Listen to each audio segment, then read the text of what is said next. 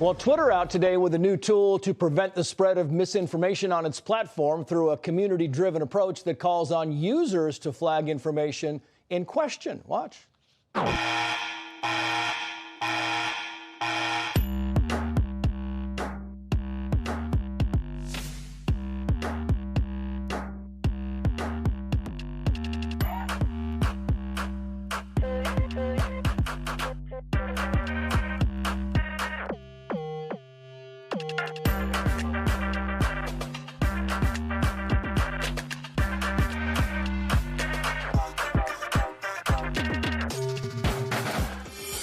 In case you're on the radio, that's called Birdwatch. Joining me now is Jonathan Turley, George Washington law professor and Fox News contributor. Professor, always great to see you. I want to read from FoxNews.com. Says the following here, quoting, Birdwatch will allow users to identify information in tweets that they believe are misleading or false and write notes or notations to those tweets in a way they feel is providing informative context. In other words, anyone can edit anyone. Your thoughts?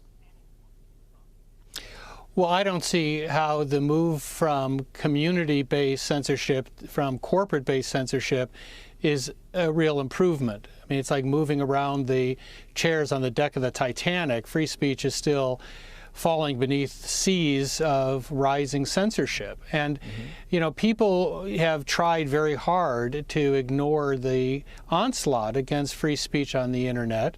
They have this argument that, you know, this is not a free speech issue because the First Amendment only applies against the government. Now, that's the extent of the First Amendment.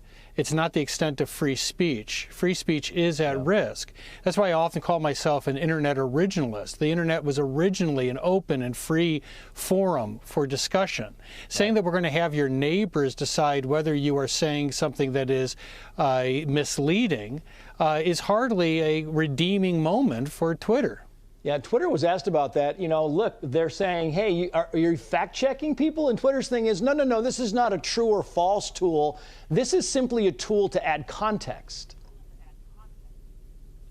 Well, you know, I think the main issue that we have to deal with is not inviting others to say whether there's misinformation. It's the fact that Twitter is still arguing that it needs to remove material that it considers to be misleading. We saw what happened with the Hunter Biden story. The CEOs went to the Senate, and Twitter specifically said that they'd made a mistake. They buried that story before the election. But the response of Democratic senators was to demand more censorship.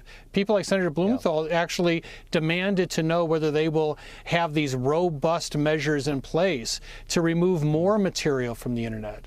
Imagine if the telephone company did that your telephone company broke into a conversation and said, we've been listening to what you people have been saying, and we don't think that's true. I mean, that's really the sort of quantum shift that we're seeing now in the internet. Yeah, it used to happen on Petticoat Junction. Remember the operator on the calls would chime in and say, that's not right, Mrs. Smith, that's not right. You know, I want to play this if I can. Well, you just dated, I know. You just dated yourself so badly. I know, yeah. I did.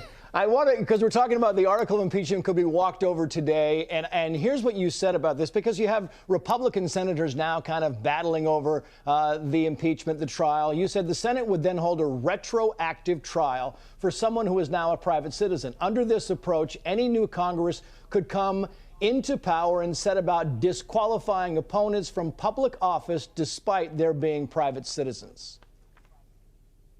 Right. I understand the desire and the value of rendering a decision on wrongdoing. That's obviously the value that was seen in a prior trial of Secretary Warren Belknap, who had already left office, and they held that trial. They weren't trying to remove him because he was gone. But there are a series of problems for the Senate to consider. One is the fact that the Constitution refers to the president can stand trial for impeachment to be removed from office. The president is currently Joseph Biden. And so the Senate will have this rather odd initial vote to remove a president who's already gone. And the obvious purpose is to hold an impeachment trial solely for the purpose of disqualification.